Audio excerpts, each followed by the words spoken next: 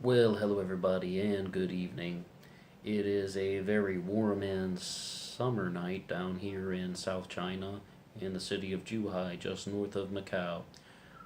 So, the subject of today's video, haven't made one for a while, but the subject of today's video is globalism, specifically the history behind globalism.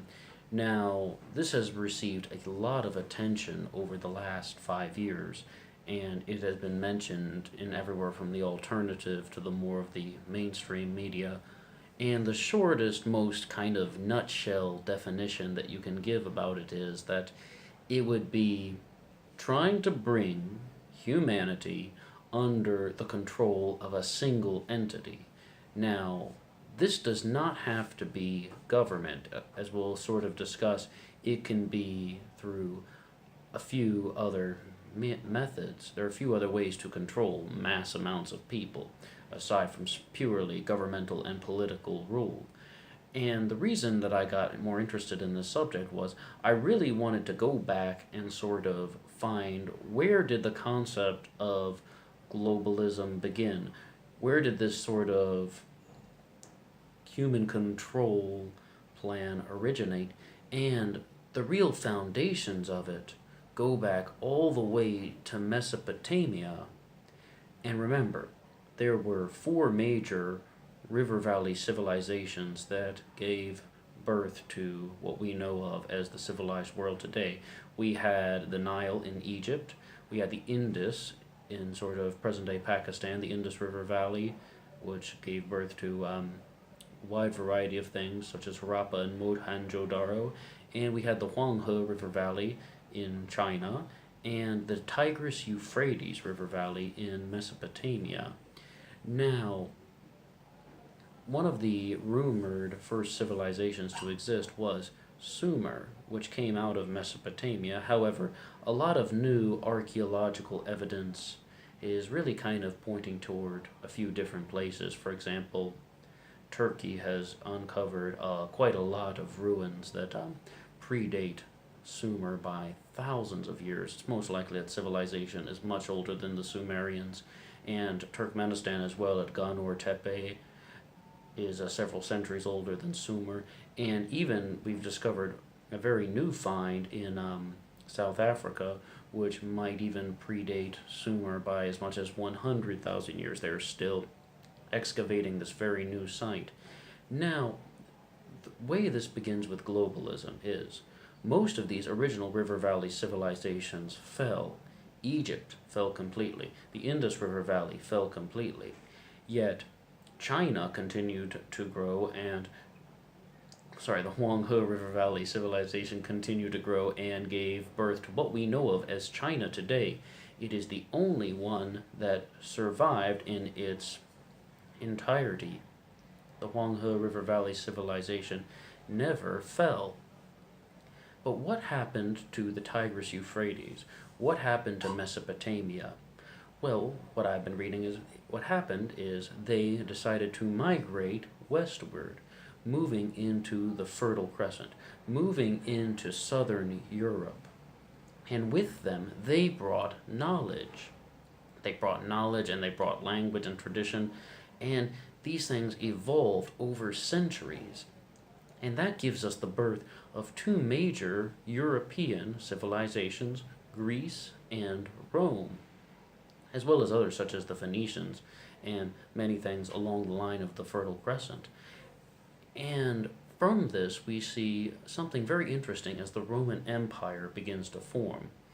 Rome expanded, and this is, of course, over hundreds and hundreds of years. Rome expanded and became a territorial empire. Now, what really starts with the globalist movement is during the Roman Empire, there was an autonomous region of Rome, Venice. Maybe you've heard the name. And Venice was an autonomous city-state in both the Roman Empire and the Holy Roman Empire centuries later. What is so interesting about Venice is, over the years, they really learned how to master the art of banking, and that is really how we get the foundations of things such as major investment banks, or the term mega banks.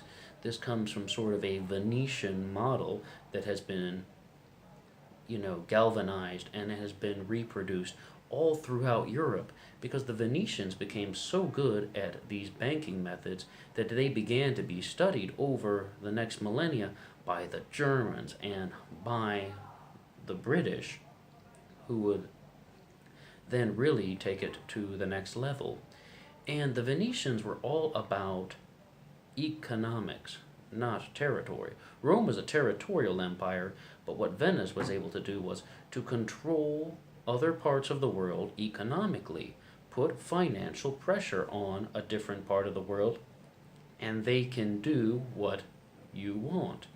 The same way that we have the concept of a deep state today, the same way that we have the concept of a shadow government or an invisible government or whatever you want to call it, talking about having financial players behind the scenes who are trying to control the operations of politicians. This goes back hundreds, if not thousands of years to this Venetian model that has been put into place. And the other countries in Europe were very big fans of this. They wanted the Venetians to teach them their secrets, and eventually the Roman Empire fell. This is, of course, going back a little, jumped ahead, and then we went back a little. The Roman Empire fell, and the Venetians remained, though, and their banking practices remained. And over the next 1,000 years, they kept using the same models, using the same economic controls all across Europe. And you have this civilization that is more advanced than a lot of the other surrounding ones, because remember, they were several hundred years ahead of the game. They migrated out of Mesopotamia into southern Europe and brought a lot of their intellectual value with them. So while things in Africa fell, while things in the Indus River Valley in South Asia fell, they were still able to preserve a lot of the intellect of this Mesopotamian heritage and expand upon it and grow. And it is a very, very strong display of human potential. Sadly, it has been used for a lot of negative purposes, but it is human potential nonetheless.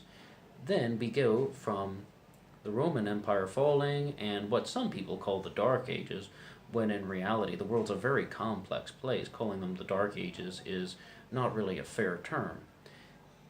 In the next 1,000 years, a new empire begins to surface. And what the short story is, it came to the point where the Venetians were thinking that they need to create something similar to the Roman Empire. However, the world has changed so much in the last 1,000 years that running the world from a swamp just south of the Adriatic Sea is not possible right now. It would be impractical. Therefore, this became the foundation of the British Empire. The British were very strong on borrowing from the Venetian banksters. And not only the Venetians, they were also all throughout Italy. One time, one of the kings of England, whose name has escaped me, took out a massive loan from the banks of Lombardy and put all his sheep as a form of collateral. And even in the Russian language and in Latvian as well, the word Lombard translates roughly as pawn shop or consignment store. So there was a very large influence from all of these Italian banksters, but most notably the Venetians, who were the strongest ones and carried the most influence across the European continent. The foundations for the British Empire had economic roots that were connected to Venice. And the British Empire began to expand, and one of the places that it expanded into was North America. There are a lot of viewpoints on the American Revolution.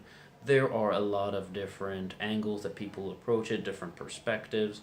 You sort of have the Howard Zinn thesis, which says that America revolted from Great Britain, and it was a group of white men with the same religion trying to revolt against other white men with the same religion, and the system stayed in place. And there was very little change. And the sort of more globalist historical model is that was almost intentional.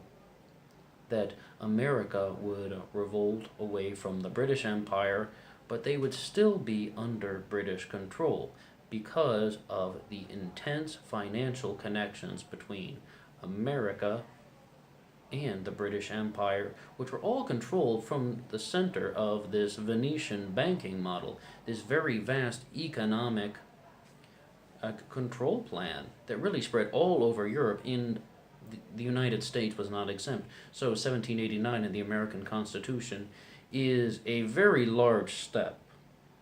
Is a very large step toward human development and humanity. However, it is not the end all.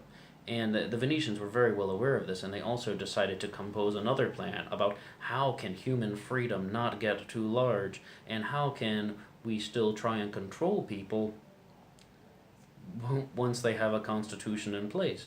And the way that they did this was through the work of an individual named Jean-Marie Ortiz, who came up with the solution that if you control how people think, you control everything. So, one of the ways that you do this is by manipulating them. How do you manipulate mass amounts of people? You do it through the hard sciences and the social sciences, particularly economics. Remember, this has been done for centuries, the whole form of economic manipulation. And then again, maybe you've seen on television, 4 out of 5 experts recommend this toothpaste. Which 4 out of 5 experts, are you really going to Google it and look it up, or did someone just fabricate that and try and convince you to buy it? People are very easily manipulated through the hard sciences and the social sciences, and there are many examples across history such as trying to give certain particular scientists a push toward fame and popularity so that their works will become more famous and more notable and influencing modern culture. It's a very, very difficult master plan. But this has been something that's been carried on into the 20th century and into the 21st century. We see this as new political families began to emerge in America, but they still had very, very strong, deep roots to the old world. The Rockefellers became very powerful, but once you go back and learn about anyone, you learn that they have many strong connections to the old European families. And the Rockefellers, again, were the people who gave us Henry Kissinger, the people who supported Zbigniew Brzezinski, and they became the financial players that are supporting these people who are sort of manipulating American foreign policy behind the scenes for decades across the 20th century. And we get into this more in the 21st century with much more mundane examples, such as the theory that Donald Trump's national security advisor, H.R. McMaster, works directly for the American deep state, and that he has been placed there as sort of a probe to try and influence the course of the American political direction. And you're going to hear theories like this all the time, and you're going to think that it sounds crazy, but keep in mind, banks like Goldman Sachs are carrying the same model that has been practiced by the Venetians for over 1,000 years. So, one of the hardest things that we have to do is, how do we try and decipher who exactly is running the show when we can't really see everything on the surface? However, if we look at the economic trends that we find, who are the mega banks, first of all, who works for them, where do they get their origins, and you really find that a lot of the mega rich people in America have very strong connections to the old European families and definitely strong European heritage. Not that there's anything wrong with that, with wrong with being European. However, it is something notable all the same. Well, thank you for hearing my very abridged version of the history of globalism, and thank you for checking out this video. And if you have anything to add, anything at all, please put it in the comments. And I'm always open to correction, and I always want to hear more. And it would be really nice if we could really expand upon this discussion, because this is always something that has been very fascinating to me, and I would just love to hear more. What do you have to say?